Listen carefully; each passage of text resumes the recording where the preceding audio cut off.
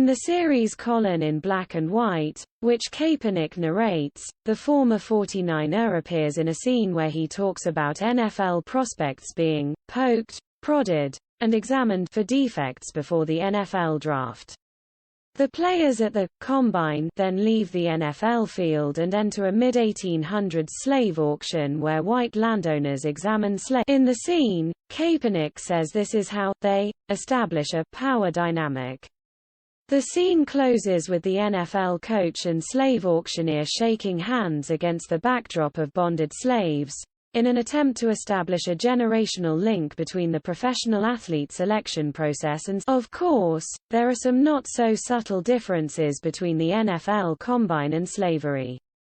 You know, things like NFL players choosing to be a part of the Combine process instead of being captured and sold. There's the fact they're free to go anytime they want, unlike slaves. NFL prospects are not whipped or beaten into submission.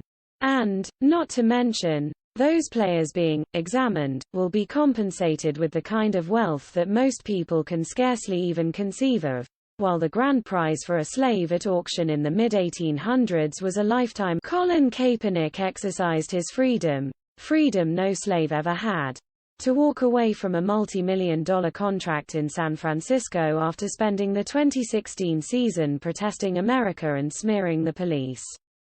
But, then, because we live in a truly sick society, the anti-capitalist Kaepernick was then able to parlay that foolery and the kind of mind-numbingly insulting and foolish reason he exhibited in the above clip into a $20 million financial empire built almost entirely on corporate